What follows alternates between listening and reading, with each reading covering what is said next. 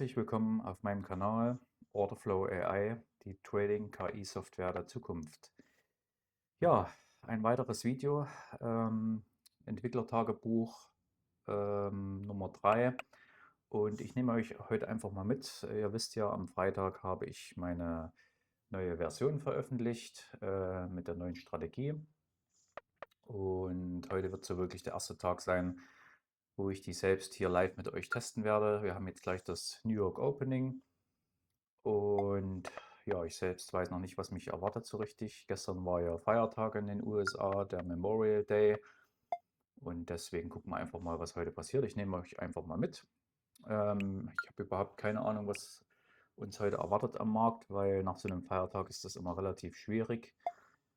Ich sehe auch schon den ganzen Tag, es ist relativ wenig Volumen und noch nicht wirklich was los am Markt. Aber das wird sich jetzt sicherlich gleich ändern. Und zwar in 2 Minuten knapp. Ich hoffe, ihr versteht mich heute ein bisschen besser. Ich habe heute mal mein Anchorwork-Mikro angesteckt, weil ich habe in den letzten Videos gehört, dass meine Stimme doch nicht immer so exakt und klar verständlich war. Und ich habe heute auch mal vom Nachrichtensprecher von meinem Nachrichtenportal ein bisschen noch die Lautstärke runtergeregelt, damit ihr mich einfach besser verstehen könnt.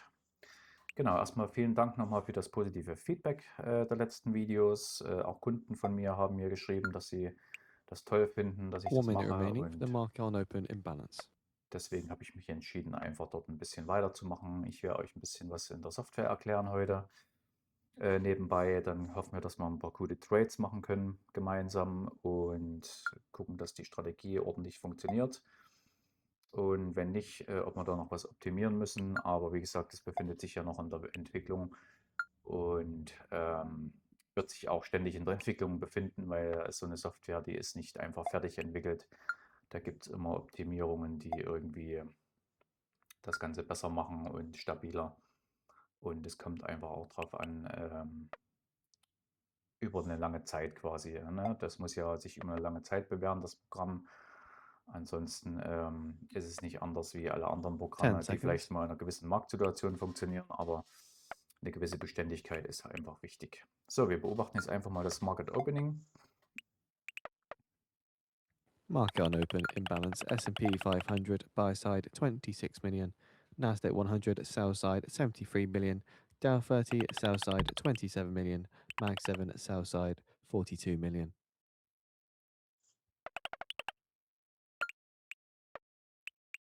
Okay, ihr habt es gerade gesehen, das ist schon mal ein bisschen Volumen, was reingekommen ist. Wenn ihr seht, wenn das am Anfang ein bisschen stottert, das ist einfach über diese Rhythmic-Verbindung, und da bricht einfach kurz die Verbindung ab oder er stoppt das Ganze, damit halt keine Überlastung stattfindet.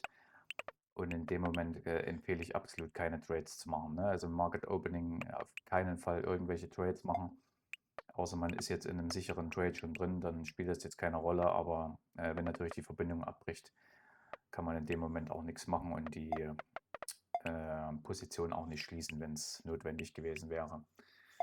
So, wir gucken uns die Marktverteilung heute mal an. Ich gehe mal davon aus, okay, es ist relativ nach oben und nach unten relativ viele Limit Orders, die im Markt gesetzt sind. Man muss wissen, Anfang der Woche ist immer so ein bisschen, wird hier am Optionsmarkt, werden Positionen aufgebaut, generell werden Positionen aufgebaut für die Woche, für die Handelswoche. Und da ist generell erstmal ein bisschen nach oben und nach unten Spielraum, wo jetzt hier im Moment sieht es so aus, dass erstmal nach unten gedrückt wird.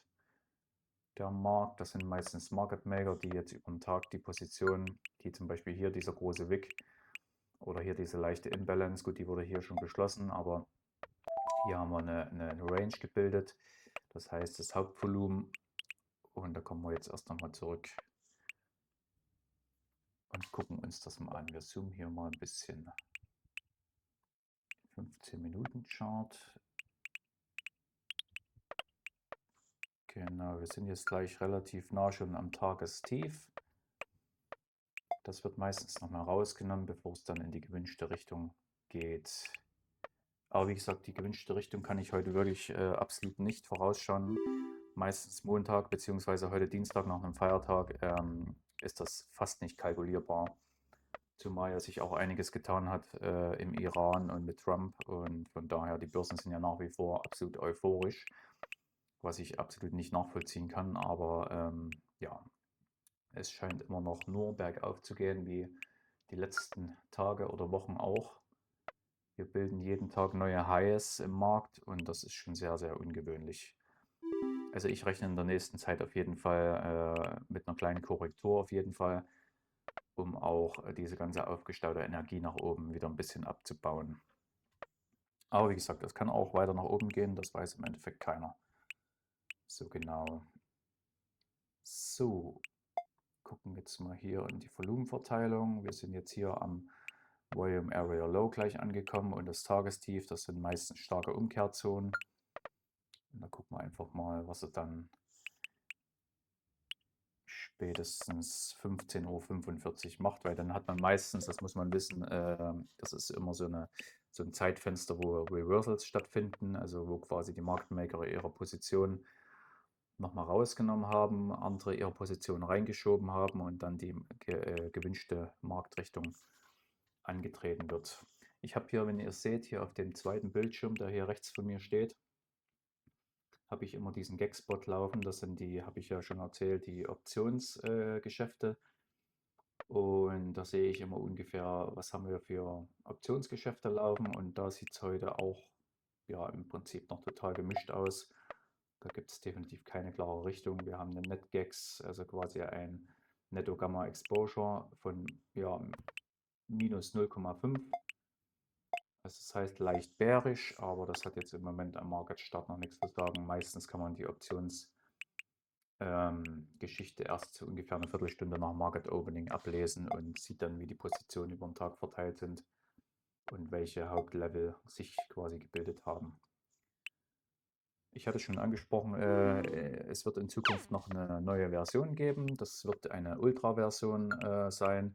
Die wird dann die Gamma Exposure Level mit hier in der Heatmap anzeigen und zusätzlich als Key Level ganz klar die Zonen markieren. Das wird auch in Echtzeit berechnet werden. Und dann wird es nochmal einen Pulling- und Stacking-Indikator geben in der Heatmap. Aber wie gesagt, das Then sind the S&P Futures, die moved a bit werden more dann in down eine to the separate downside Version off the back of the reingepackt, weil open. das ist dann nochmal um einiges, sage ich mal, hochwertiger von der Signalgebung her und wird dann definitiv eine neue Version sein.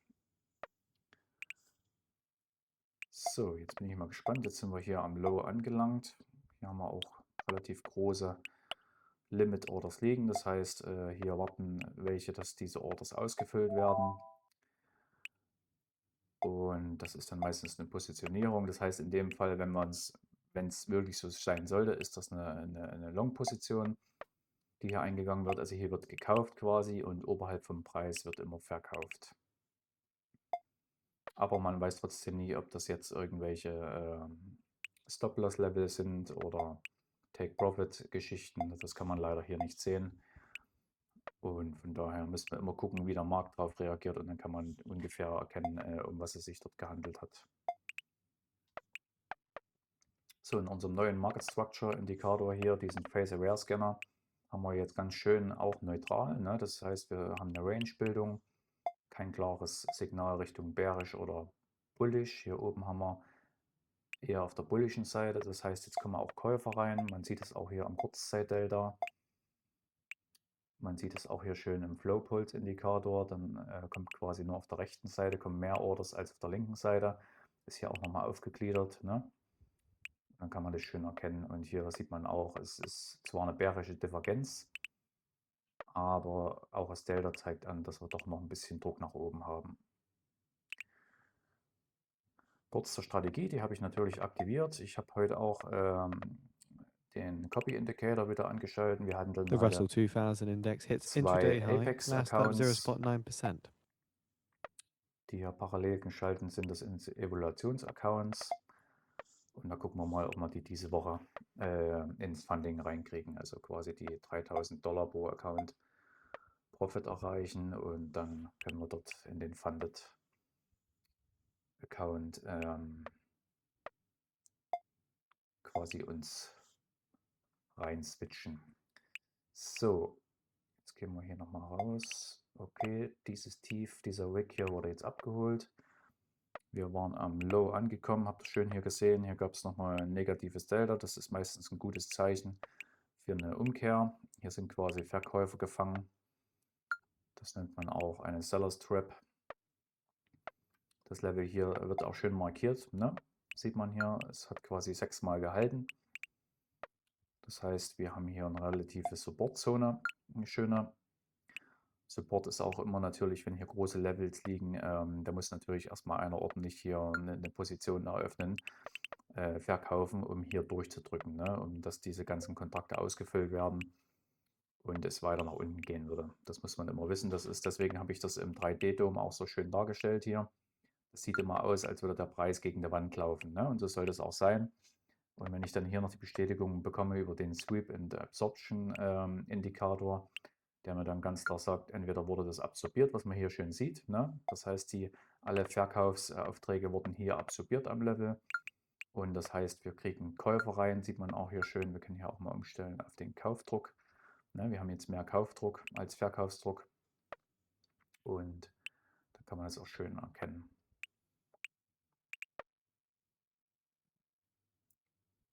Wir sehen auch hier, deswegen ist ich stelle das meistens, der Volumenindikator ist zwar schön, dann kann man die Volume Area schön sehen, aber ich habe meistens auf Delta gestellt. Das heißt, hier sehe ich ganz genau auf jeden einzelnen Level, was wurde mehr gehandelt, entweder Verkäufer oder Käufer.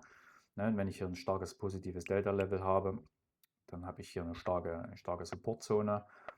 Und wenn ich natürlich jetzt hier immer wieder solche roten Verkaufsdeltas reinkriege, also negative Deltas, dann ist die Gefahr trotzdem, dass wir jetzt vielleicht hier nochmal drunter pieken und uns eventuell hier weiter unten diese ganzen Levels nochmal abholen. Dazu muss ich aber mal auf einen anderen Chart gucken. Ich hole euch den einfach mal runter auf meinen anderen Bildschirm. Ich habe hier die Go Charting App und die habe ich einfach nur nochmal als Zusatzprogramm nochmal eine größere Timeframe-Übersicht von 30 Minuten, ne, und habe hier diese Market Profiles drin und dann sehe ich ungefähr, was war jetzt hier und aha, jetzt sehe ich schon, wir haben natürlich zum Freitag, ne, haben wir natürlich ein massives Gap. Das nennt man ein Opening Gap, das heißt, der Markt ist in der neuen Woche höher geöffnet, als er in der alten Woche geschlossen hat. Somit haben wir hier eine Imbalance am Markt und die wird meistens Anfang der Woche, spätestens Mitte der Woche geschlossen. Das heißt, wir können ganz stark davon ausgehen, dass der Preis hier nochmal runterkommt. Und diese Lücke hier, die geht bis 7,492 und die wird wahrscheinlich nochmal geschlossen werden. Das ist nicht sicher, aber ziemlich wahrscheinlich. So, den tue ich hier wieder auf meinen anderen Monitor. Das ist einfach nur mal, man sollte immer einen größeren Timeframe nochmal als Unterstützung sich hernehmen, einfach für die grobe Marktübersicht und nicht hier einfach blind den Tag traden, weil es gibt oft so markante Levels oder irgendwelche Single Prints, das heißt, wo fast kein Volumen getradet wurde in den letzten Tagen oder in der letzten Woche und die werden gerne nochmal abgeholt. Das ist eine ganz normale Marktmechanik, wenn man sich den Markt ein bisschen zu Gemüte fügt und das ein bisschen lernt, dann hat man da relativ schnell ein Verständnis dafür, wie die Märkte laufen.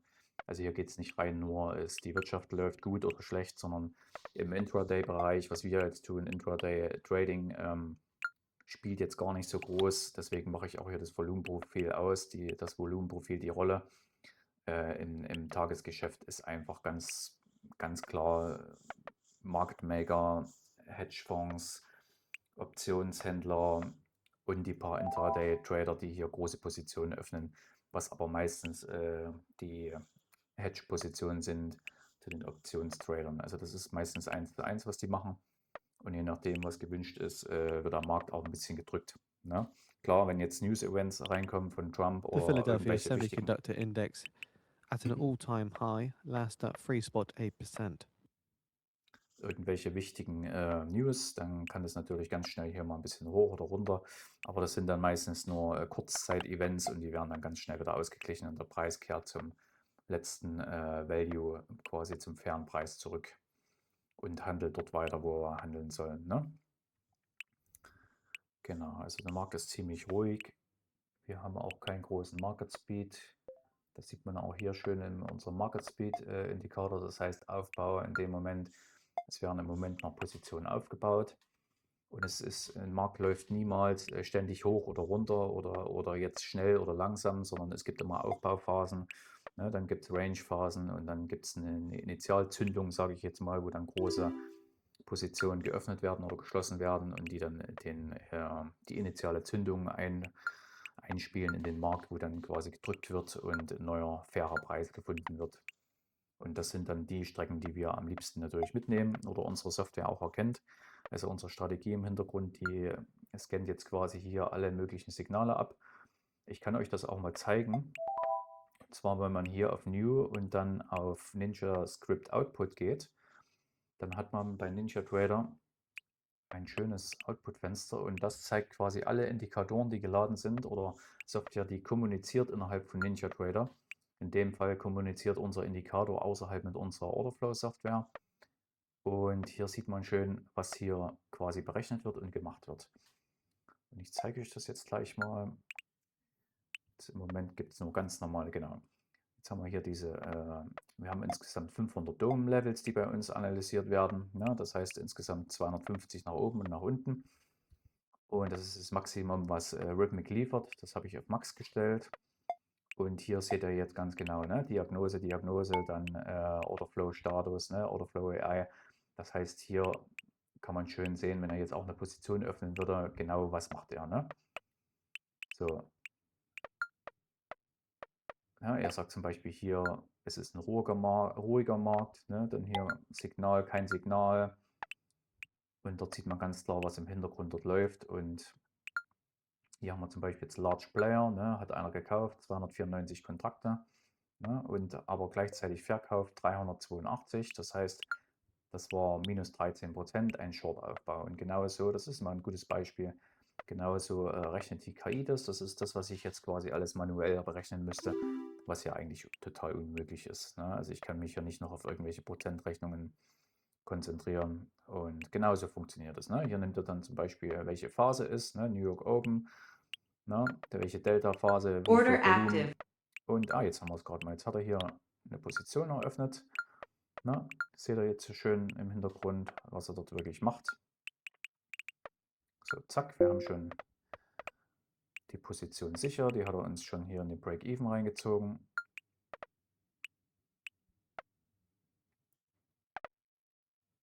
Ne, hier sieht man genau, er guckt jetzt ganz genau, wie läuft der Markt. Ne? Läuft jetzt wieder gegen uns oder ziehen wir jetzt ein Break-Even noch nach? Kommt die US stocks Position extend noch? gains, the Nasdaq up 1%. Wer das mag, der kann sich das hier gerne mal angucken. Das ist ganz interessant und da sieht man auch, dass das wirklich im Hintergrund was läuft und nicht einfach nur eine statische Strategie ist, die nach irgendwelchen Moving Averages, die jetzt hier kreuzen oder irgendwelchen Kerzen, die hier geschlossen sind und da höher und da tiefer und higher high, higher low. Ne, das machen wir nicht. Bei uns rechnet wirklich unser Cortex, unsere KI, jede Millisekunde genau, was hier am Markt stattfindet und was hier passiert. So, wir haben jetzt hier ein bisschen unruhig, aber bis jetzt sieht es gut aus. Ne? Wir kriegen auch, gut, jetzt kriegen wir hier ein bisschen negativen Druck rein, aber hoffen wir, dass wir unser Take Profit 1 mitnehmen. Und wenn nicht, ist auch nicht so schlimm. Wie gesagt, wir haben es schon Break-Even gezogen. Das heißt, unsere Position kann nicht mehr verloren werden. Und von daher sind wir dort schon auf der sicheren Seite. So, wir haben auch gesehen, der erste Trade kurz nach 15:45 Uhr, weil wir einen Schutz eingebaut haben, dass wir quasi vorher nicht traden, weil einfach der Markt zu volatil ist. So, Break even. erste Position geschlossen, Break-Even gezogen. Das heißt, entweder er geht jetzt noch höher oder zieht uns raus. Ja, und dann haben wir aber schon einen ordentlichen Gewinn gemacht. Break even. Er merkt jetzt, okay, es ist jetzt eine Gefahr, ne? Der Markt könnte jederzeit wieder drehen. Zack, und jetzt hat er uns rausgenommen und hat uns die absolut maximale Strecke mitgenommen, die in diesem Trade möglich war. Ne? Ihr seht auch jetzt, fallen wir hier wieder zurück. Jetzt hätten wir schon wieder einiges mehr verloren. Und wir haben aber Positionen geschlossen, haben $350 gemacht, könnten theoretisch jetzt bei einem, wie ich es schon erzählt hatte, Wenn wir jetzt 10 Accounts hätten, bei Apex zum Beispiel, könnten wir jetzt den Tag abschließen und hätten $3.500 gemacht. Ne, mit einem einzigen Trade. So, wir gucken, ich habe hier den Copy Trade. Ne? Wir haben jetzt auf beiden Accounts fast denselben Betrag gemacht. Und das hat super funktioniert. Also auch dieser Copy-Indikator, den man sich bei Ninja Trader Marketplace runterladen kann, der funktioniert spitze. Kurzer Hinweis, ihr habt ja gesehen, das letzte Mal hatte ich hier dieses Copying stehen Order gehabt. active. Und das liegt einfach dran, es gibt eine neue Ninja Trader Version, die habe ich installiert und die arbeitet leider mit dem alten Indikator nicht mehr zusammen. Das ist komplett schief gegangen das letzte Mal und deswegen musste ich mir jetzt die neue Version runterladen. Das ist die Version V2 und die funktioniert spitzenmäßig und hat es auch jetzt, wie ich es finde, schöner hier dargestellt. Und dort sehe ich auch ganz genau, welche Accounts kopiert werden. Und ich zeige euch das gleich mal, wenn wir jetzt aus der Position raus sind, weil wir möchten ja hier genau zeigen, wie so eine Position läuft.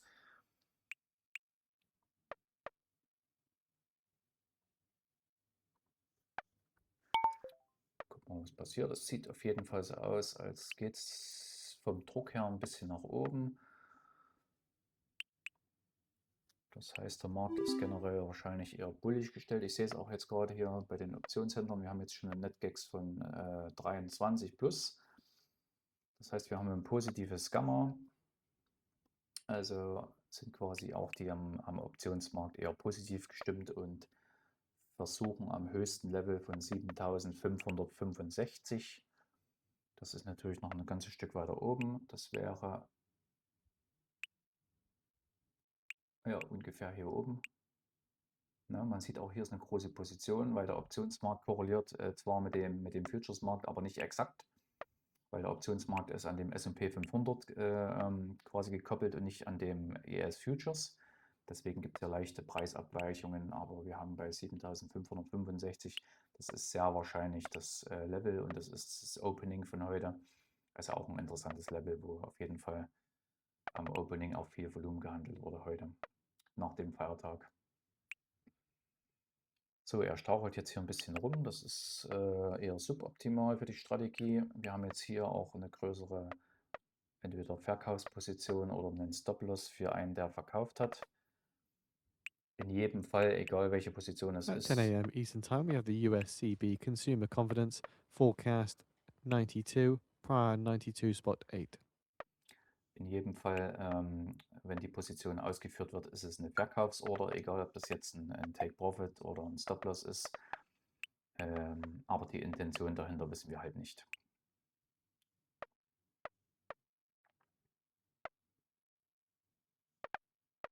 So, das sieht eher suboptimal für uns aus. Jetzt gucken wir mal, ob er uns gleich rausschmeißt.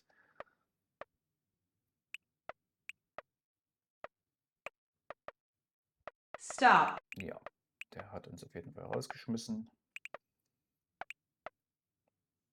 Hat die zweite Position Seeing some verloren. strength in WTI crude here. Channel 12 Israel says ground operation in Lebanon begins beyond the yellow okay. line. So again, according to Channel 12 Israel, saying the ground operation in Lebanon begins beyond the yellow line. Okay, ihr habt es gehört. Das ist jetzt auch, aus dem Grund sind wir jetzt auch rausgefallen. So again, just seeing a little bit of strength in WTI crude. Wir haben gerade wieder News, könnte es auch schöner sein, dass man direkt wieder am ersten Trading-Tag irgendwelche Iran-News kriegt. Und zwar Bodenoperation im Libanon beginnt jenseits der gelben Linie. Das sind natürlich keine positiven Nachrichten. Das heißt, das ist wieder ein schönes Beispiel. Da könnt ihr eine KI haben, wie ihr möchtet, oder einen Trading-Bot, der super 100% Winrate hat. In solchen Fällen haben wir keine Chance. Ne? Ihr seht auch, das ist jetzt kurz ein News-Event gewesen und hat den Markt nicht jetzt wirklich tangiert, aber wir sind aus unserer Position gefallen. Das ist ärgerlich. Und sehr wahrscheinlich geht der Markt jetzt wieder hier hoch und wir hätten auch drin bleiben können, aber hätte ich den Stop-Loss hier runtergezogen, ne, bis zu diesem Gap hätten wir jetzt schon locker 600 bis 700 Dollar Minus gehabt und das wollen wir natürlich nicht. Wir wollen ja unser Kapital schützen und wollen so sicher wie möglich traden. Deswegen habe ich auch die neue Strategie, die läuft deutlich enger vom Stop-Loss Brent her. crude rises to an Das intraday heißt, wir haben, high, wenn wir trades over verlieren, ich verliere $100 a lieber, barrel. aber habe weniger Verlust. weil wir hatten ja in der Strategie, die ihr auch vorher in der Videoserie gesehen habt, wenn es dort einen Stop-Loss gab, also der voll gehittet wurde, dann haben wir dort $450 verloren. Ne? Und das wollen wir nicht mehr. Deswegen habe ich das Ganze ein bisschen angepasst. Wer das will, kann das in der Strategie selbst noch abändern und kann dort ein höheres Risiko fahren, aber ich rate auf jeden Fall davon ab. Weil wenn wir das tun, dann sind wir wieder beim Mensch, dann sind wir wieder beim emotionalen Trading. Ne? Wir hoffen und Hoffnung ist das, Order was uns active. am Markt überhaupt nichts bringt. Ihr seht es gerade, ne? Wir haben jetzt wieder in eine Long-Position eingegangen. Das heißt, er drückt nach wie vor nach oben. Wir haben das kurze News-Event gehabt und jetzt gehen wir hier nach oben. Ist natürlich trotzdem gefährlich, was er hier macht, weil wir haben hier noch ein According kleines to the Gap. New York Post, Trump to hold a cabinet meeting at Camp David on Wednesday. Und Stop. ihr habt es aber gesehen, er hat hier einen extrem engen Stopp gewählt. Also er wählt auch je nach Marktlage, wählt er den Stopp. Ob es ein bisschen größer oder ein bisschen geringer ist, Seeing some further strength in WTI crude here. je nachdem wie die Volatilität am Markt ist. Und wir haben auch hier relativ geringen Verlust gehabt. Wir sind zwar jetzt im Minus, aber hätten wir jetzt mit der alten Strategie 2 Trades verloren, dann wären wir jetzt schon hier bei knapp $900 minus. Und das wollen wir natürlich nicht. So, hier ist natürlich, wir haben es jetzt gerade gesehen, auch an diesen Trades, die hier gemacht wurden. Wir haben hier eine ganz schöne Bewegung. Das heißt, die buttern auf jeden Fall immer wieder Kauforders rein und wollen nicht, dass der Markt fällt. Das kann den Grund haben, dass die natürlich vermeiden And so wollen, furthermore from the New York Post, they say the cabinet meeting location could change due to bad weather. dass das Gap von der letzten Woche quasi wieder geschlossen wird, weil das ist ja fast 100 Punkte unten drunter. Und das wäre natürlich für Hedgefonds-Trader, die jetzt hier eine Position im Long So eröffnet just hätten, hitting again the main wäre das wires now. natürlich Israeli fatal. media saying the military expanded its ground operation in southern Lebanon beyond the yellow line.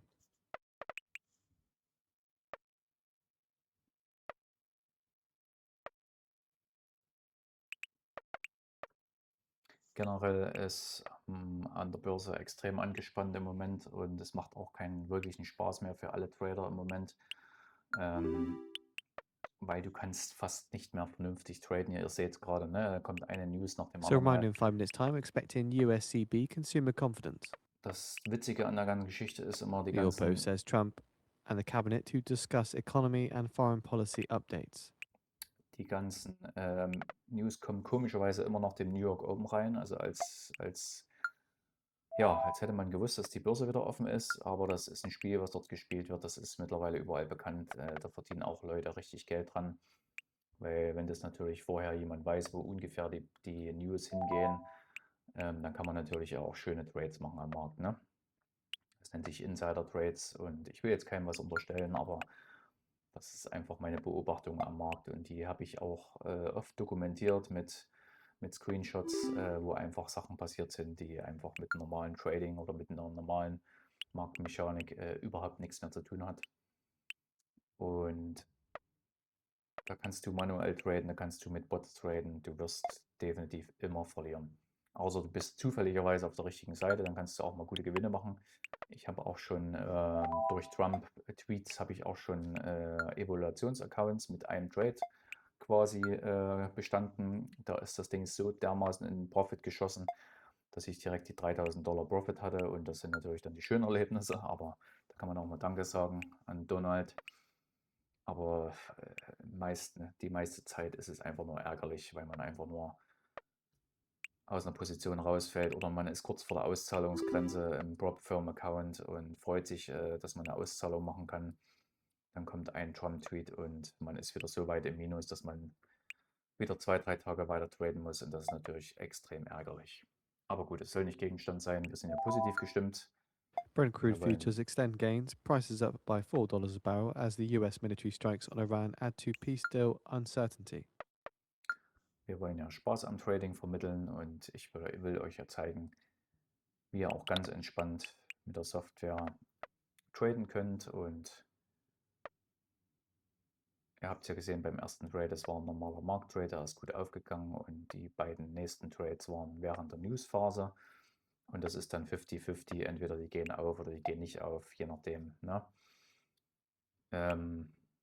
Was natürlich das Gute ist an der Strategie ist, wir haben ja hier diesen Lernfaktor mit drin und er sieht natürlich auch, was dort im Hintergrund passiert, was wir nicht sehen. Ne? Also zum Beispiel, wenn ein News-Event ist, sieht er ganz genau, was für Orders werden zurückgezogen, ne? Wie reagieren im Hintergrund die ganzen Algorithmen, wie werden die Orders verteilt im Orderbuch und er gewichtet das dann und kann natürlich in Zukunft auch besser darauf reagieren. Ne? Deswegen hat er wahrscheinlich auch hier beim zweiten Versuch, hat er dann gesagt, okay, ich gehe jetzt hier einen extrem kleinen Stab ein. So, wir machen jetzt mal Folgendes. Wir machen jetzt hier mal ein Reset, weil ich sehe es gerade, wir haben natürlich nach 2 verlorenen Trades, haben wir hier einen Sicherheitsfaktor drin. 900 Sekunden, also eine Viertelstunde haben wir jetzt hier in Break drin. Das wollen wir natürlich nicht. Deswegen gehe ich hier mal auf Reset. Dann resettet sich hier unser Trades, unser Winrate bleibt, aber wir haben wieder eine Cooldown-Phase von 45 Sekunden und der ist jetzt quasi wieder scharf geschaltet. Ne? Ansonsten wird er blockiert. Und das ist einfach reine Sicherheit, weil zum Beispiel gerade wenn solche News-Events sind, dann hat erstmal der Markt wieder Zeit, sich einzureagieren und sich wieder zu stabilisieren und dann werden erst die nächsten KI-Trades gemacht. Das ist einfach ein Sicherheitsfaktor. Ich empfehle auch, das nicht umzustellen oder nicht auf Reset zu klicken, weil das ist einfach, wir wollen ja sicher traden und wollen ja sicher Gewinne mitnehmen. Ich mache das hier rein nur zu Demo-Zwecken, 1 minute remaining. dass man sieht, was ist hier alles möglich. Ne? Wie gesagt, von der Einstellung her haben wir heute wieder ein normales Risiko eingestellt. Ich habe jetzt hier von der OEM-Strategie, die jetzt automatisch die Trades managt, habe ich jetzt mal aggressiv eingestellt, um euch das mal zu zeigen. Dort wird deutlich massiver eingegriffen, dort wird deutlich mehr Daten werden dort zum Lernen hergenommen und er wird deutlich öfters quasi reagieren und eingreifen. Ne? Wenn ich das dann auf moderat runterstelle oder auf balanced, dann ist das Ganze eher ein bisschen passiver und dann kann ich noch einen Safe Mode einstellen oder einen Normal Mode, wo er quasi ganz normal als Einstiegs-Brackets-Strategie handelt und auch keine vorzeitigen Exits macht oder vorzeitigen Break-Evens. Und dann kann man das ganz normal als Bracket-Strategie nutzen und die voreingestellten Brackets werden dann gefahren. 93.1, 93.1, higher than forecast, and 92. Wer das mag, ich habe auch übrigens, wer meine Strategie und meine NinjaTrader-Dateien installiert, automatisch über den Import, der bekommt auch hier eine ATM-Strategie und zwar 4 Stück an der Zahl. Das sind Templates, die kann man fürs manuelle Traden nutzen und da kann man quasi je nach Marktphase kann man selbst schön diese Templates nutzen, die auch die Strategie nutzt. Ne? Allerdings hat man dann keine KI, die das im Hintergrund managt. Das wäre jetzt nur, wenn ich manuell traden will und ich brauche eine schöne Strategie dazu, Einstiegs- und Ausstiegsstrategie, die automatisch meine Orders schon vorplatziert, wenn ich den Trade setze. Was übrigens bei Prop-Firmen-Trading Pflicht The ist. Nasdaq 100 index extends gain to 1.5%. Das heißt, dort muss ich einen Stop-Loss setzen und auch einen So Take-Profit. here from the report, Conference Board says consumer average and median 12-month inflation expectations tick downward but continue to be elevated. The percentage of consumers saying interest rate over the next 12 months will be higher on net rose to nearly 5%. Okay. Ja, ich versuche jetzt, ihr merkt schon immer zu stoppen, wenn er im Hintergrund spricht. Erstens höre ich mir das gerne an und zweitens versteht ihr mich dann auch besser, als wenn ich jetzt parallel zu diesem Nachrichtensprecher euch irgendwas erkläre. Genau, wie gesagt, wenn ihr im Prop-Firmen-Trading unterwegs seid, ihr müsst ein Take-Profit setzen, also ein Gewinnziel und auch einen vernünftigen Stop-Loss, dass die Firma, die euch das Geld quasi zur Verfügung stellt, dass die auch sehen, dass ihr ein vernünftiges Risikomanagement fahrt. Ne? Es nützt euch nichts, so Glückstrades zu machen und hier, angenommen, hier hatten wir jetzt 2 geöffnet und lassen es einfach mal laufen und entweder wir haben an dem Tag Glück oder Pech. So läuft das nicht. Ne? Also man sollte auch ganz klar im Prop-Firmen-Trading Gewinne mitnehmen. Das verstehen auch viele nicht, weil wir haben einen Trailing Drawdown. Das heißt, wenn ich jetzt 1000 im Plus wäre und da würde wieder auf 0 zurückfallen, hätte ich dann nur noch 1000 nach unten zur Verfügung anstatt von 2000, weil einfach dieser Trailing Drawdown, der ist nachgezogen und der bleibt dann auch am Tag an dieser Stelle. Und das ist ganz, ganz wichtig, das vergessen viele und wundern sich dann, warum sie bei minus 1000 schon komplett ihren Account verlieren.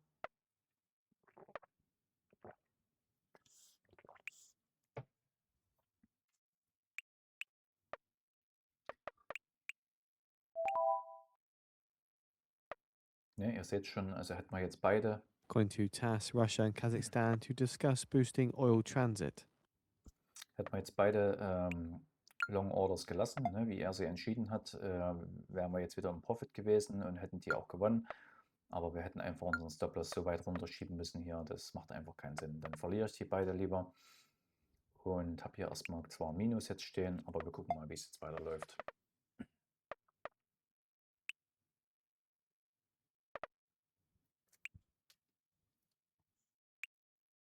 Jetzt gucken wir uns nochmal die Volumenverteilung an, oder besser gesagt die Passiv-Order-Verteilung im Orderbuch.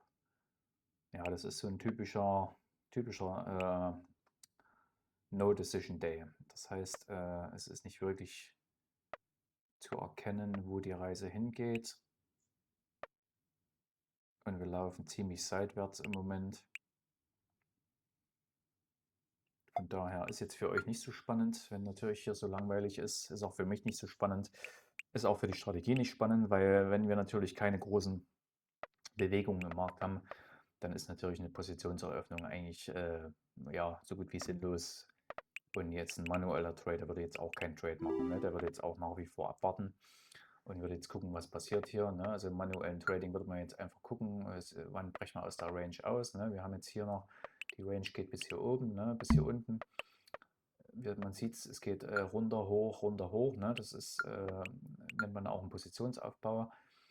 Und es kann jetzt hier noch weiter oben durchdrücken. Es kann aber auch jetzt wieder Verkäufer reinkommen, die das ganze Ding nach unten pushen wollen. Das wissen wir jetzt einfach im Moment noch nicht. Wir haben auch ein absolut neutrales Session Delta, das heißt plus minus 0.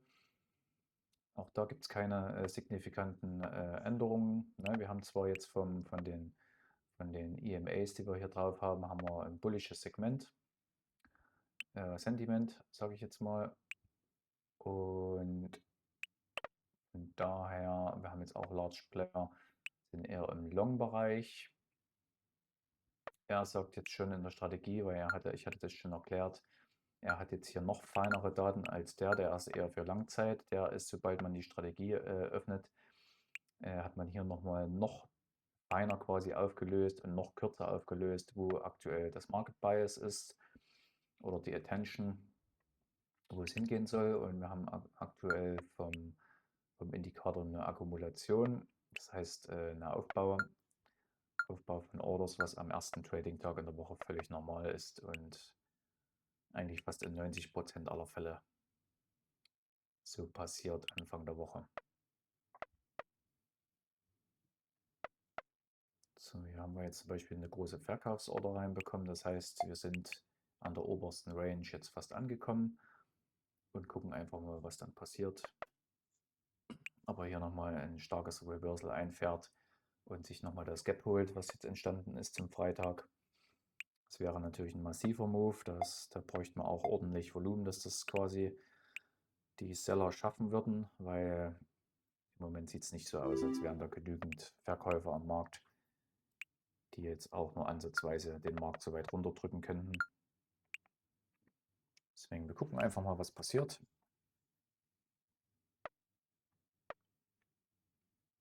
Ihr seht es hier, ne, wir haben jetzt mittlerweile 436 Trades, die jetzt in dieses Machine Learning einfließen und umso mehr Trades wir machen, also ab 500 bis 1000 aufwärts, wird es natürlich dann deutlich interessanter und die Strategie wird immer genauer. Ne? Also die nimmt dann wirklich, die tradet war zwar dann deutlich weniger, aber halt viel genauer. Ne? Und das ist ja das Ziel, was wir wollen. Wir wollen ja nicht wie hier ständig einen neuen Trade machen.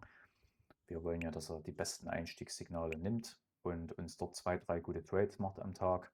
Und ihr habt es ja gesehen, mit dem ersten Trade hätten wir jetzt, also wäre ich heute, wenn es jetzt kein Video wäre zur Demonstration und ich wäre jetzt im Echtgeld-Account, wäre ich jetzt direkt rausgegangen. Ne? Dann wäre das ein super Trade gewesen. Der erste mit 350 im Plus völlig ausreichend. Und man sollte dort eigentlich auch wirklich vernünftig bleiben und lieber das Ganze mit Accounts hochskalieren, anstatt einen Account zu fahren und dort jetzt am Tag $1000 und mehr zu erwarten. Das macht einfach überhaupt gar keinen Sinn und wird auch langfristig definitiv nicht profitabel sein. Das kann ich euch definitiv versprechen, weil die Erfahrung habe ich einfach über lange Zeit gemacht. Ich habe verschiedene Strategien getestet. Also ich habe vom 150.000er Bobfirm-Account über 50.000, also der Sweet Spot ist 50k Accounts, meiner Meinung nach, weil dort einfach das Verhältnis zwischen den Profit, den man machen muss, um in den Funded Account zu kommen, und den Drawdown hat man fast 1:1. Nicht ganz, aber man hat dort ein gutes Verhältnis. Und umso höher man kommt, also man muss ja dann bei einem 150er Account, muss man dann ja schon fast 9.000, ich glaube 9.000 Dollar Profit machen.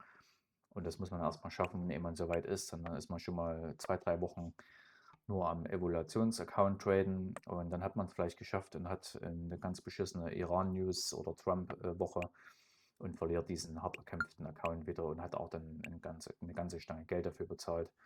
Dann nehmt euch doch lieber 2 50k Accounts oder 3, dann habt ihr dieselbe Summe und seid deutlich sicherer und könnt das Ganze ganz anders skalieren. Ne, das ist nur mal so ein kleiner Tipp am Rande. Hat jetzt allgemein mit meiner Strategie nichts zu tun, mit meiner Software, aber allgemein ist der ganze Algorithmus und auch die Positionsgröße ist an einen 50k Account angeglichen. So habe ich das Ganze auch programmiert, weil ich glaube, die meisten, die Bot-Firmen Trading machen oder die generell so einen Bot überhaupt anwenden in dem Bereich, die fahren im 50k-Bereich und sind dort auf jeden Fall mit meiner Strategie auf der sicheren Seite. Und wir sind auch hier, obwohl wir jetzt According to Iran State TV, Iran's top negotiator Ghalibaf returned to Iran after consultations with Qatari officials in Doha. obwohl wir jetzt 2 von 3 Trades verloren haben, sind wir hier trotzdem in einem vernünftigen Drawdown. Das heißt, das sprengt wieder unser Konto, obwohl wir hier 2 Kontrakte handeln, ne? Das, was schon eine relativ hohe Kontaktzahl ist am Anfang. Also für Anfänger empfehle ich das natürlich nicht. Ich habe jetzt auch Kunden von mir, die einfach erstmal im Mikrobereich traden und da könnt ihr das Ganze quasi ums 10-fache nach unten skalieren. Ne? Dann hat man jetzt quasi hier nicht minus 150, sondern minus 15 Dollar. Aber ich habe es ja schon gesagt, meiner Meinung nach macht das wenig Sinn, wenn man das jetzt längerfristig macht, weil A, die Mikrokontrakte sind sehr, sehr teuer. Für einen Roundtrip zahlt man, ich glaube, sogar noch mehr wie für einen normalen Kontrakt. Und nee, mehr nicht, aber es ist, wenn man jetzt zum Beispiel 10 Mikros nehmen würde, was ja hier ein Kontrakt ist, dann würde man deutlich mehr Geld bezahlen dafür. Und das macht für mich keinen Sinn. Und euch fressen dann einfach für ganz, ganz kleine Gewinne, fressen euch dann einfach die Gebühren, die im Endeffekt der Broker kassiert, fressen euch irgendwann auf. Und ihr habt dort einfach keine sinnvollen Gewinne. Also das ist meine persönliche Meinung. Es gibt viele, die das ganz anders sehen, die dort sagen, du musst am Anfang auf gar keinen Fall mehr wie 5 Mikros. Kann ich alles nachvollziehen, aber 5 Mikros, das macht für mich einfach keinen Sinn. Zumal ich müsste jetzt, wenn ich 5 Accounts hier reinlege, ne, dann könnte ich zwar machen hier, ja, wenn ich hier 2 Account Take Profit legen, ne, dann Rest dann hier oben. Aber erstens mal wird es dann auch unübersichtlich, wenn ich hier überall Take Profits liegen habe. Der Stop-Loss, der muss ja dann auch separat gesetzt werden. Also das ist, ja, ich finde es nicht schön. Ich finde zwei ES-Accounts, 2 ES-Kontrakte sind völlig gemütlich. Bei einem hat man immer das Problem, das ist halt wirklich nur einer, den habe ich in einem Take Profit und wenn er hier den Take Profit nimmt, ist der Trade vorbei. Ne? Und wenn ich dann einen Runner habe oder der Preis halt noch weiter steigt, ich setze jetzt mal hier den Stop ein bisschen weiter runter, weil der ist mir im Moment ein bisschen zu eng für meinen Geschmack. Dann habe ich einfach das Problem, dass der Trade beendet ist, obwohl er noch weiterläuft und ich ärgere mich dann im Endeffekt. Und so habe ich immer die doppelte Chance. Ne? Entweder er schließt beide Positionen gleich, weil er dann umdreht der Preis, oder ich habe noch eine Position, habe eine quasi gesichert im Plus und mir kann nichts mehr passieren. Ich habe meinen Profit gemacht. Und wenn ich das Glück habe, dass der Preis noch weiterläuft, habe ich immer noch eine Position offen, die noch deutlich mehr Gewinne mitnehmen kann. Ne? Und somit, ihr habt es auch vorhin gesehen, somit kann ich mit einem Trade, den ich hier eingehe am Tag, eine gute Stange Geld machen und einen guten Gewinn fahren und ich bin raus. Ich bin ein Fan von ganz, ganz wenigen Trades. Klar, wie jetzt, wenn wir im Minus sind, müssen wir natürlich sehen, dass wir wieder rauskommen aus dem Minus. Aber wenn man es mal ganz nüchtern betrachtet, sollte man eigentlich jetzt schon, wenn er den jetzt noch verlieren sollte, sollte man dann einfach aufhören. Ne? Dann sollte man den Tag einfach als negativen Tag abhaken, sollte nicht traurig sein und dann kommt auch wieder ein besserer Tag. Weil also Tage mit Verlust, die gehören einfach im Trading dazu. Ne? Das Endergebnis zählt über lange Zeit und die Winrate, die muss einfach über längere Zeit, muss die einfach passen. Ne? Man sollte einfach über einen langen Zeitraum natürlich deutlich mehr Gewinne machen als Verluste. Aber wenn man seine Verluste klein hält und die Gewinne ordentlich mitnimmt, dann dürfte das eigentlich alles kein Problem sein.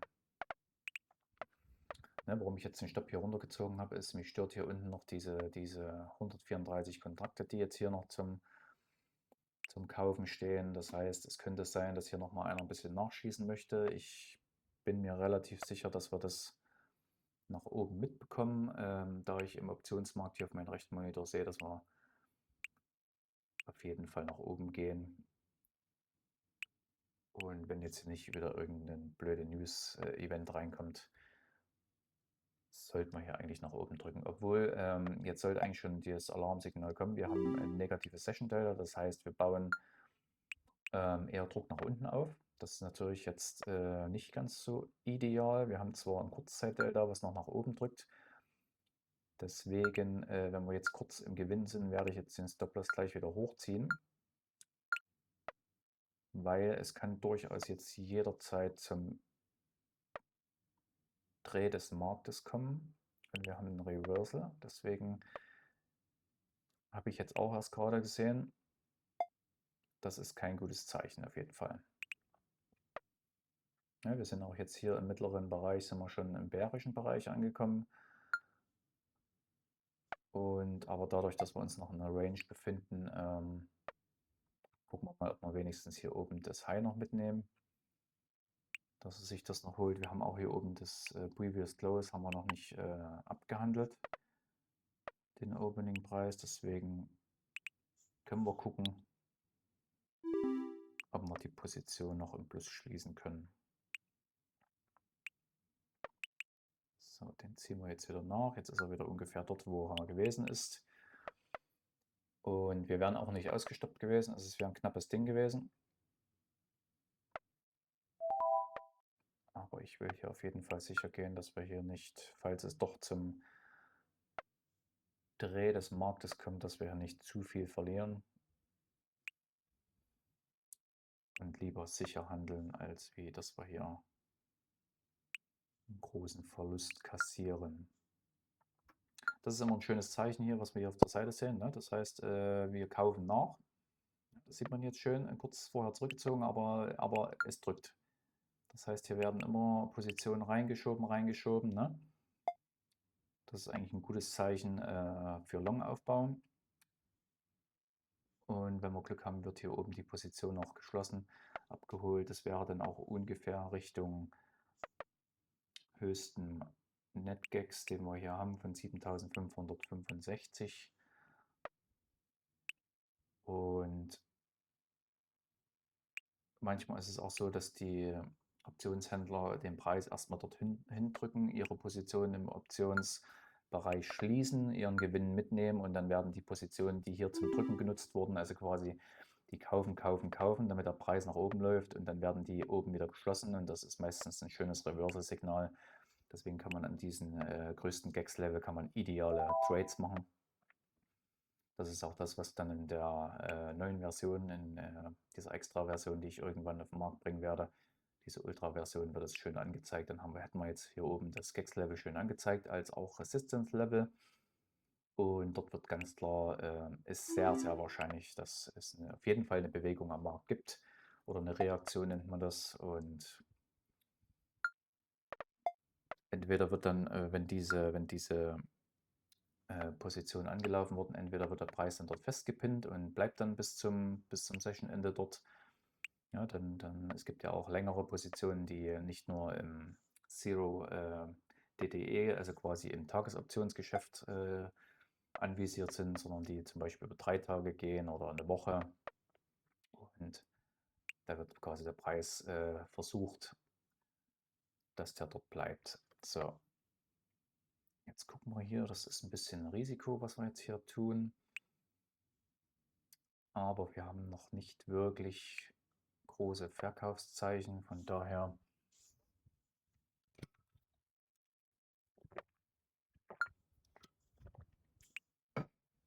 er würde According to über Iran, international spokesperson for the Qatar's Ministry of Foreign Affairs denied reports about offer of billions of dollars to Tehran to finalize a peace agreement with the United States. Er würde übrigens, deswegen kann ich das hier ein bisschen machen. Er würde, wenn jetzt eine extreme Verkaufsorder kommen würde oder er merken würde, dass der Druck jetzt extrem nach unten geht gegen unsere Position, würde er sowieso ein selbstständiges Close machen von der Position, um einfach unser Kapital zu schützen. Ne? Das ist auch das Einzigartige von dieser KI-Strategie, die entscheidet quasi selbstständig. Es gibt zwar hier einen eindeutigen Stop-Loss, den mechanischen, der hier gesetzt ist, aber sie entscheidet trotzdem selbstständig, hier geht der Preis nicht weiter, hier haben wir jetzt eine Reversal und wir gehen lieber raus, anstatt dass wir in Full Stop kassieren. Und das funktioniert eigentlich sehr, sehr gut. So, jetzt sind wir hier schon im Plus. Und dann gucken wir jetzt einfach mal, ob wir wenigstens unsere TP1 noch mitnehmen, weil dann sind wir sicher. Er wird auch dann vorher, wird er dann quasi Break-Even ziehen. Den Break-Even sollte er schon nach 10 Ticks machen.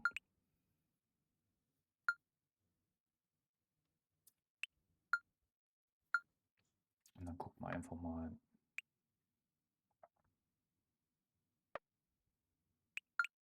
Genau, jetzt habt ihr es gesehen, er hat seine 10 Ticks erreicht, er hat uns jetzt die Position gesichert.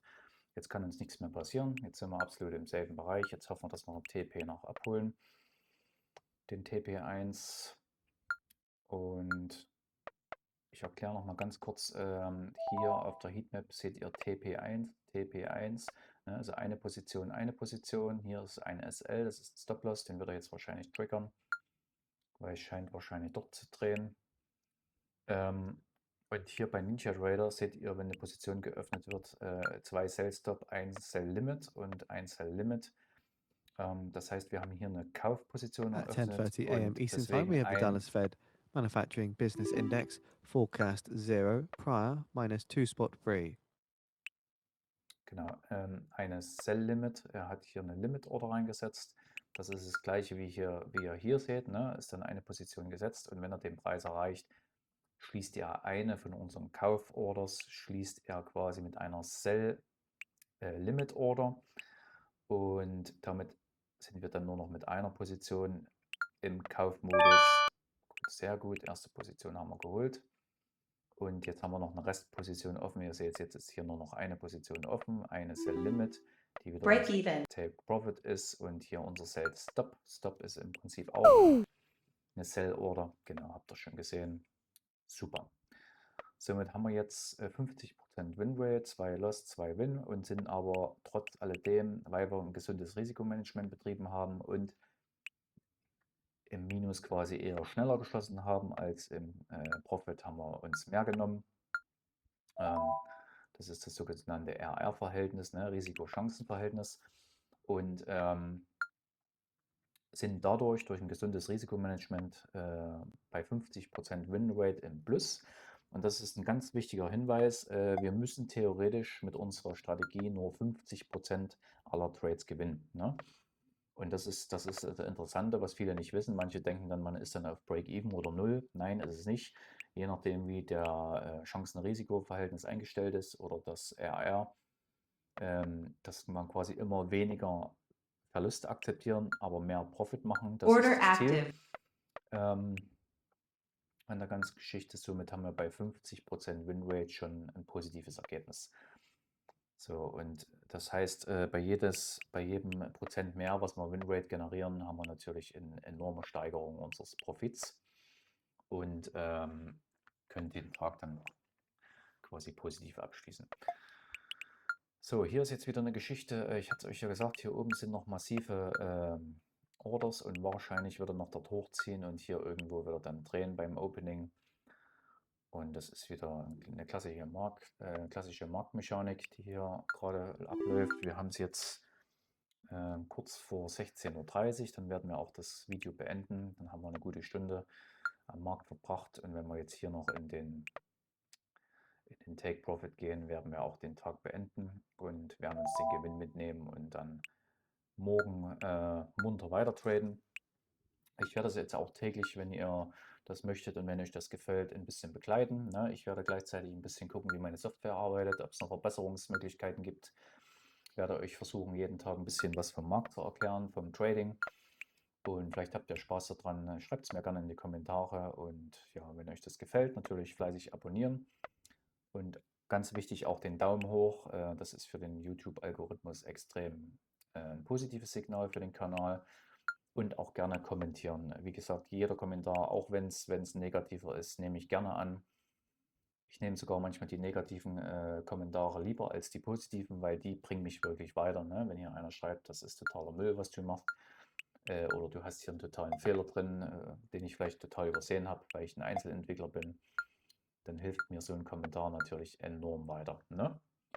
Natürlich soll das alles ein bisschen anständig bleiben und keine Beleidigungen oder irgendwas. Sowas wird natürlich dann bei uns gesperrt. Sowas will ich auch nicht sehen. Wir sind eine Trading-Community, die hat alle ein Ziel.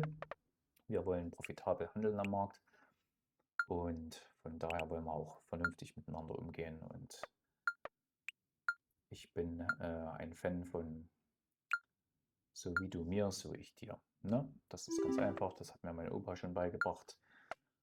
Und so sollte man auch durchs Leben gehen und dann ist das Ganze auch vernünftig und man hat auch Spaß am Leben und vor allen Dingen am Trading. Und wie ihr seht, mit so einer Strategie ist es deutlich entspannter zu traden. Ne? Man muss im Prinzip nicht viel tun, man muss es zwar das Ganze ein bisschen beobachten, das ist keine Set-and-Forget-Strategie. Das heißt, wenn ich natürlich sehe, ich bin jetzt schon massiv im Plus und ich merke jetzt, okay, der Trade könnte vielleicht daneben hauen, ne, wir wissen es ja nicht, dann schließe ich vielleicht auch den Trade per Hand. Und bevor ich wieder einen massiven Verlust kassiert habe, ja, jetzt habt ihr gerade ein schönes Beispiel, ne?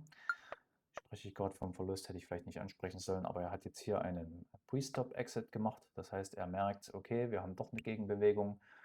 Die Position war nicht so ideal, die wir So eingegangen around in 5 sind minutes' und time, expecting the Dallas Fed Manufacturing Business Index hat einen forecast 0 Pre-Stop-Exit prior, gemacht und das minus ist genau 2.3. so soll die Strategie funktionieren und das ist ein absoluter Beweis dafür, wie einzigartig auch das Produkt ist, was wir hier anbieten.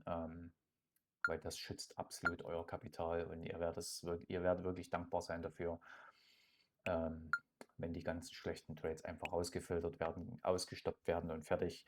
Ich meine, was will man hier noch stundenlang im Trade bleiben, wenn man merkt, okay, es geht hier nur ganz leicht hoch und runter. Wir haben keinen großen Druck mehr nach oben. Klar, er wird jetzt vielleicht die Position hier oben abholen, aber wir wissen es einfach nicht. Ihr könnt genauso gut nach unten düsen, das Ding. Und dann haben wir im Endeffekt außer Verluste nichts gemacht. Ne?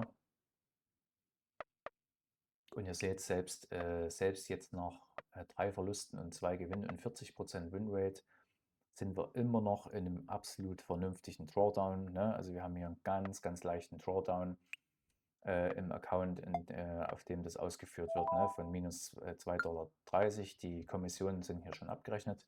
Und ihr seht hier auch schön, wie viel Kommission wir schon für die paar Trades bezahlt haben. Ne? Also knapp $40 hat allein der Broker schon verdient. Und wir haben im Endeffekt noch gar nichts verdient. Ne? Das sollte man immer im Auge behalten. Und so sollte man auch sein Trading danach richten und betreiben. So, jetzt gucke ich gerade hier auf dem anderen. Wir sind jetzt gerade eben, ich schalte jetzt mal hier um. Wir sind am oberen, an der Volume Area High, sind ein ganzes Stück drüber gebrochen. Das ist meistens ein gutes Zeichen, dass wir höher handeln möchten, weil sonst wären wir schon lange wieder in die Area High oder in die Volume Area zurückgefallen. Und ihr seht schon, wir haben hier oben noch am High haben wir noch Positionen. Also das wird schon hier erstmal noch ein bisschen nach oben drücken, zumal wir im Optionsmarkt auch noch positiv gestimmt sind. Und deswegen können wir uns da eigentlich relativ entspannen. Wir sehen auch hier, das Kurzzeitdelta geht weiter nach oben. Das Session Delta hat sich auch wieder ein bisschen erholt. Ne? Ich glaube, das sind einfach auch so Positionen, die immer so in so News-Phasen bauen auch viele gleichzeitig ein bisschen Short auf, um dort sicher zu sein. Und das kann natürlich auch leicht diese Session Delta ein bisschen verändern. Deswegen kann ich auch den Tipp geben, niemals sich nur rein an einem Indikator wie Session Delta orientieren oder irgendwelche EMAs oder VWAP. Das ist einfach, es ist am heutigen Markt kein klares Order active. Einstiegssignal mehr und ich kann das absolut nicht empfehlen. Ne? So, ihr seht auch, er versucht hier immer wieder quasi long zu gehen. Das heißt, wir haben aus der Sicht von der Strategie haben wir absolut kein Short-Signal und wir werden hier den Stopp ein bisschen weiter unten hinlegen. Weil ich sehe gerade, hier haben wir noch ein kleines Gap, das könnte er definitiv noch ausfüllen. Und wir haben es jetzt auch gleich 16:30 Uhr, da kommt meistens noch mal ein bisschen Schwung rein. Das ist immer so, es gibt so ein paar Zeiten am Markt, wo mehr Volumen gehandelt wird. Das sind Algorithmen, die sind dort ganz klar eingestellt, zu welchen Zeiten die handeln. Und das kann man am Markt ganz gut erkennen, wenn die aktiv sind und wenn die nicht aktiv sind.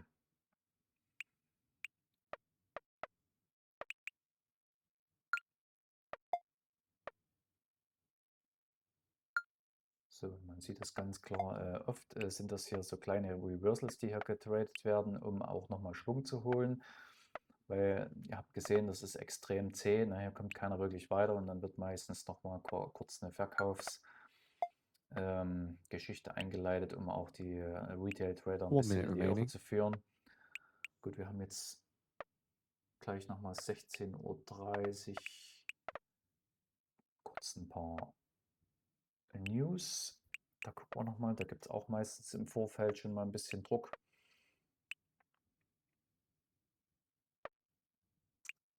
Aber nichtsdestotrotz sollten wir sehen es auch hier wieder, ne, wenn hier nach unten immer wieder nachgelegt wird, ne, hier Kauforder, das ist immer ein gutes Zeichen, dass wir erstmal noch nach oben gedrückt werden. Wenn das jetzt hier aussehen würde wie hier, dass der Dom leer ist hier unten, dann hätte ich den Stop hier nicht verschoben. Ne? Weil das ist auch immer ein gutes Zeichen, wenn nach unten oder in eine Richtung komplett leer ist der Dom, also relativ wenig Orders sitzen, dann kann man sich sicher sein, dass der 10 seconds. schnell auch dort durchdrückt. Ne? So, ich bin jetzt hier mal ein bisschen aufmerksam, was jetzt gleich reinkommt.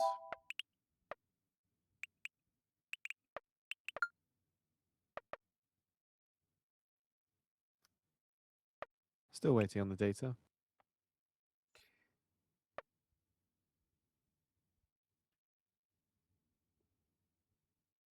Ist eigentlich nichts Wichtiges, was jetzt reinkommt. Deswegen wundert es mich, warum der Markt überhaupt so reagiert.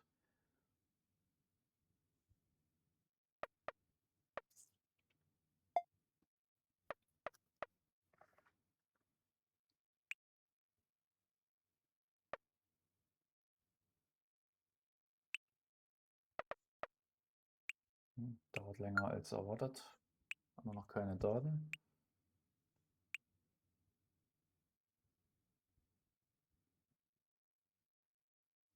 Aber wie gesagt, wir haben hier schön in dem Cluster drin haben wir unseren ersten Take Profit. Ne? Also wenn der quasi abgeholt wird hier, sind wir auf jeden Fall auf der sicheren Seite. 0 spot 4, 0 spot 4, higher than the forecast of 0. Das klingt gut. Ihr seht es auch hier ist eine Iceberg-Order reingekommen in die Long-Richtung.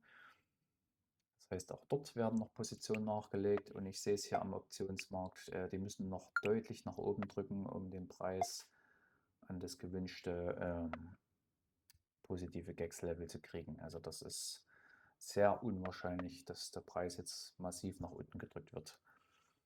Und das sind alles Indikatoren, die lernt man einfach mit der Zeit. Ne? Da muss man einfach Markterfahrung mitbringen und das empfehle ich natürlich keinen, der jetzt hier ganz frisch eingetreten ist in den Trading Space und dort sich mit seinen ersten Trades versucht. Der soll das auf keinen Fall tun und bitte niemals den Stop-Loss verschieben. Das kann ich euch wirklich ans Herz legen. Ich habe auch hier bei mir am Schreibtisch einen riesengroßen Aufkleber.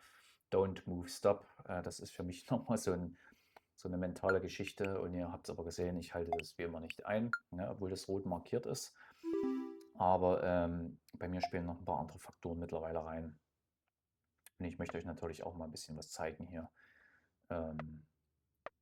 wie der Markt so funktioniert und dass man mit manuellen Trading-Entscheidungen auch die Strategie beeinflussen kann und so eine Art hybrides Trading machen kann. Man kann mit dieser Strategie die Einstiege wählen, das heißt, sie wählt die idealen Einstiege und dann kann man die AI-Strategie managen lassen, die ganze Position, wenn man das möchte.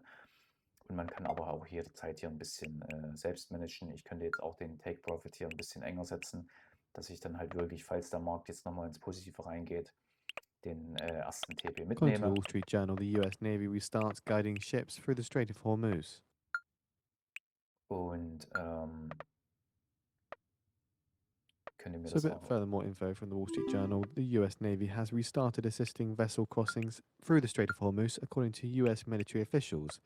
The officials told the Wall Street Journal that a Greek supertanker laden with 2 million barrels of crude was guided by the US Navy as it crossed the waterway off the Omani coast. The ship was stuck in the Middle East Gulf since early March and is now heading to India to deliver its cargo. Ja, das sind doch gute News, wenn die tollen Amerikaner da ihre Schiffe beschützen. Das ist, ja, ist eigentlich selbstverständlich, aber naja. Okay, wir sehen, das ist auch hier ganz interessant, wir sind hier oben in der Clusterzone, also quasi wir hängen hier ein bisschen fest. Ne? Wir haben hier zwei markante Punkte, das ist ein Resistant-Level, was hier bei einer psychologischen Marke von 7550 steht. Das heißt, das sind immer so Marken, die werden entweder nach oben durchbrochen oder reagieren als Widerstandslevel und werden halt nicht durchbrochen und dann nach unten weiter abgehandelt. Aber im Moment sieht es immer noch positiv aus, obwohl wir hier das Session Delta immer noch im Minusbereich haben. Ich bin auch wahrscheinlich davon überzeugt, dass hier schon Short-Positionen für später aufgebaut werden, die dann später auch definitiv kommen werden und die den Markt hier nochmal runterdrücken werden. Aber davon sind wir jetzt hoffentlich noch weit entfernt. Ihr seht es auch hier, wir haben hier massive Positionen, die hier nochmal nachgelegt werden. Und das ist auf jeden Fall ein gutes Zeichen in dem Fall.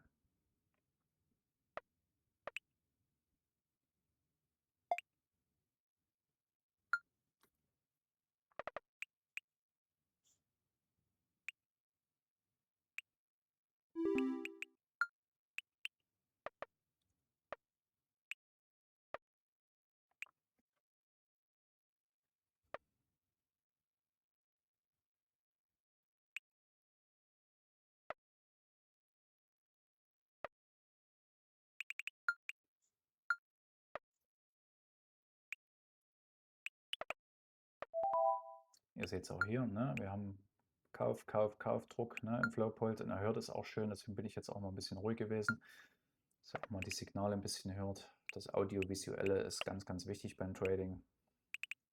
Das hat schon fast so ein bisschen was von Meditation, wenn man das länger betreibt. So, jetzt gehen wir hier ein bisschen höher. Jetzt sind wir eigentlich relativ safe.